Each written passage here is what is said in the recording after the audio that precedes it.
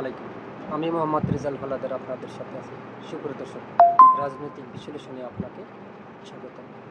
আসলে আপনারা জানেন যে আমেরিকার আমেরিকার সঙ্গে যে বাংলাদেশের অন্তর্বর্তীকালীন সরকারের একটা চুক্তি হয়েছিল, সেই চুক্তিটা হয়েছে তিস্তা প্রকল্প নিয়ে, যে হোক যতটুকু আমি জানি। তবে এই যে প্রকল্প তিস্তা চুক্তির যে প্রকল্প করেছে, যে চুক্তিটা করেছে অন্তর্বর্তীকালীন সরকার, এটা কোনো রাজনৈতিক দলকে তারা জানায়নি, এমনকি জামাতকেও জানায়নি, বলছেন জামাতের আমির ডক্টর শফিকুর রহমান। আসুন আমরা এই তিস্তা প্রকল্প নিয়ে কি বলছেন ডক্টর শফিকুর রহমান সেই সম্পর্কে আপনাদের সাথে কিছুটা আলোচনা করি। পত্রিকা থেকে, দৈনিক ইত্তেফাক থেকে আলোচনা করব, তারপর আমরা বিশ্লেষণ করব। আমেরিকার সঙ্গে চুক্তির সময় অন্তর্বর্তী সরকার জামাতকে কিছুই জানায়নি, বলছেন জামাতের আমির ডক্টর শফিকুর রহমান। অন্তর্বর্তী সরকারের সময় আমেরিকার সঙ্গে হওয়া চুক্তির বিষয়ে সরকারের পক্ষ থেকে কেউ জামাতের সঙ্গে কোনো আলোচনা করেনি বলে দাবি করেছেন বিরোধী দলের নেতা ও জামাতের ইসলামের আমির ডক্টর শফিকুর রহমান। তিনি বলেন, এখনও আমি অত্যন্ত দায়িত্ব নিয়ে বলছি, তৎকালীন সরকারের পক্ষ থেকে কোনো একজন মানুষ এই বিষয় নিয়ে আমাদের সঙ্গে একটা শব্দ করেনি বা উচ্চারণ করেনি। শুক্রবার 15 মে বিকেলে রংপুর শিল্পকলা একাডেমিতে মহানগর জামাত আয়োজিত সুধী সমাবেশ যোগ দেওয়ার আগে তিনি গণমাধ্যম কর্মীদের এসব কথা বলেন। তিস্তা মহাপরিকল্পনা বিষয়ে ডক্টর শফিকুর রহমান বলেন, আমরা পদ্মা ব্যারেজ উদ্যোগকে অভিনন্দন জানাই, কিন্তু এটা তিস্তার বিনিময় নয়। আসলে এই তিস্তার বিনিময়টা, এই যে চুক্তিটা, এটা কি হয়েছে সেটা কিন্তু আমরা সম্পূর্ণ পরে আলোচনা করব, বিশ্লেষণ করব। যাই হোক, আপনারা সম্পূর্ণ ভিডিও দেখুন। ভিডিওর শেষে কিছু চাঞ্চল্যকর তথ্য অবশ্যই আছে। যাই হোক, তিনি আরও বলেন, তিস্তার জায়গায় তিস্তাকে অবশ্যই তার পাওনা দিতে হবে এবং এই মহাপরিকল্পনার বাস্তবায়ন করতেই হবে। এর ভিন্ন আমরা কিছু চাই না। আমি সংসদের ভিতরেও এই একই কথা বলছি, আপনারা দেখেছেন আমাদের অবস্থান এই ব্যাপারে একদম ক্লিয়ার। স্থানীয় নির্বাচন প্রসঙ্গে তিনি বলেন, আমরা একটা নির্বাচনমুখী দল, আমরা গণতান্ত্রিক পন্থায় এই দেশের নেতৃত্বের পরিবর্তন চাই। কাজেই আমরা সব নির্বাচনে অংশগ্রহণ করেছি, এবারও আমরা স্থানীয় সরকারের নির্বাচনে সব স্তরে অংশগ্রহণ করব। তিনি আরও বলেন, জাতীয় নির্বাচনের পরে দুটি উপনির্বাচন হয়েছে, একটা শেরপুরে আর একটা বগুড়ায়। আপনারা সেখানকার চিত্রকাণ্ড, কারখানা সবই দেখেছেন। আমরা এই ব্যাপারে শঙ্কিত যে আদৌ সুষ্ঠু নির্বাচন হবে কিনা। তবে আমরা জনগণকে অনুরোধ করব, জনগণ নিজের অধিকারের পক্ষে আরেকবার যেন সজাগ হয়, সোচ্চার হয়। একটা জিনিস মনে রাখবেন, সব রোগের ওষুধ হচ্ছে জনগণের ম্যান্ডেট। জনগণ জাগলে সব ঠিক হয়ে যায়। অর্থাৎ এই ইঙ্গিতটা কেন দিয়েছেন জানেন? এই ইঙ্গিতটা দিয়েছেন, আপনারা জানেন যে ছাত্র জনতার গণ অভ্যুত্থানে 2024 সালে যে সাবেক প্রধানমন্ত্রী শেখ হাসিনা কিন্তু পালিয়ে তার দেশ ছেড়ে বিদেশে চলে যাওয়া লাগছে। কারণ কি? ওই জনগণ খেপে গেলে সে দেশের রাজা বাদশাহ কোনো টাইমই থাকে না, সব চুরমার হয়ে যায়, যেটা আমরা বিগত সময়ে দেখলাম। আসলে শেখ হাসিনা কিন্তু সেই লোক ছিল না, দার্জেল টাইপের লোক, অর্থাৎ রাক্ষস যেটা বলেন, ওই টাইপের লোক। দেখেন, একজন মহিলা হয়ে এতগুলো মানুষকে ঠান্ডা মাথায় খুন করা কিন্তু চারটেখানি কথা না। আমরা আসলে এটা যদি বিশ্লেষণ করি, অনেক দূর হয়তো বা এগিয়ে যাবে। কিন্তু তিনি বাংলাদেশের মধ্যে একজন ক্ষমতাশীল নারী ভূমিকায় তিনি ছিলেন, এটা একদম বাস্তব, এটা কিন্তু মিথ্যা কথা না। ক্ষমতাসীন নারীর ভিতর তিনি একজন।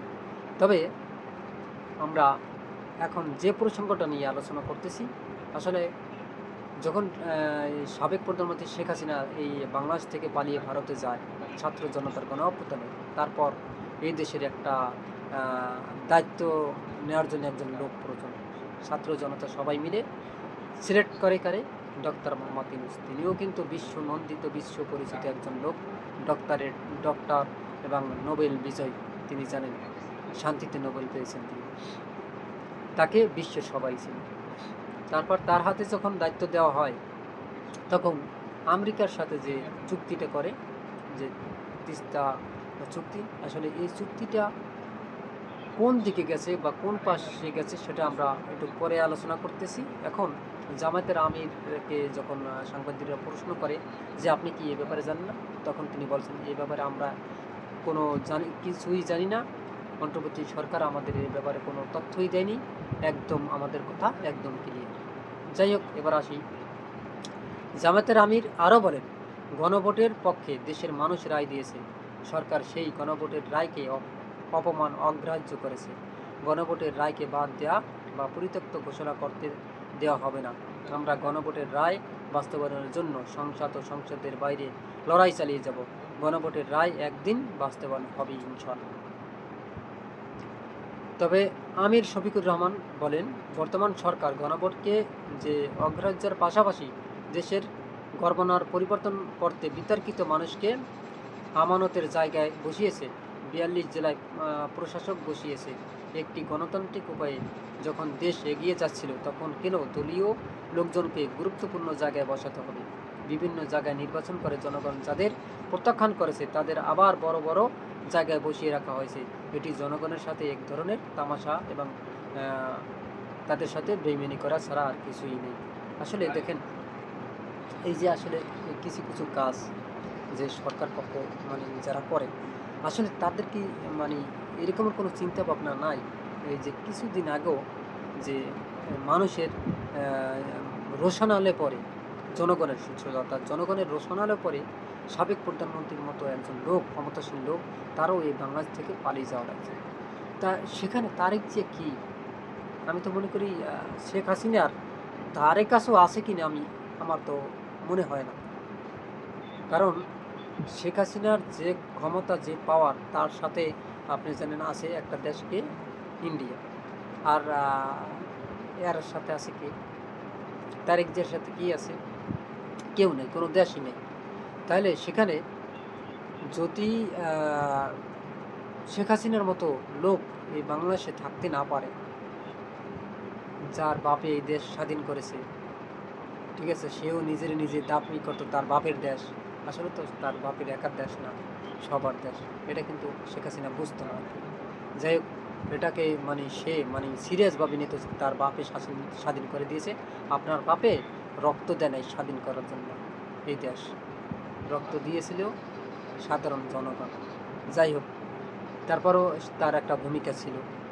এখন এসব চিন্তাভাবনাও যদি সরকারের মাথায় না আসে, বর্তমান সরকার, তাহলে সেটা আসলে দুঃখজনক ছাড়া আর কিছুই নাই। যাই হোক, এখন আমরা যে প্রসঙ্গটা আছে অন্তর্বর্তীকালীন সরকার ডক্টর মোহাম্মদ ইউনূসকে নিয়ে, আমরা আসলে এই সরকারের বেশি দায় দিতেও পারবো না। কারণ কি, তিনি নতুন সবাই আসছেন, বসছেন ক্ষমতায়, তার কিন্তু অনেক কিছু বোঝা যায় না। তবে তিনি কিছু কাজ ভালো করার কিন্তু চেষ্টা করতেছেন। যেমন এই যে কাঠ, কি জানি ওই কৃষি কাঠ, তারপর এই যে কাঠগুলো দিতেছে, এটা কিন্তু একদম একটা ভালো উদ্যোগ করছিল। হয়তো বা ভালো কাজ করতে গিয়ে কিছু বদনাম হবে, এটা স্বাভাবিক, মানুষ এটাকে বলে। কিন্তু যেটা ভালো সেটাকে ভালো বলা উচিত, যেটা খারাপ সেটাকে অবশ্যই, সে যদি প্রধানমন্ত্রীও হয় তার বিরুদ্ধে কথা বলা উচিত। তা না হলে সে হবে কীভাবে, সজাগ হবে কীভাবে? এখন আমরা যে তিস্তা প্রকল্প, সেটা নিয়ে আলোচনা করি।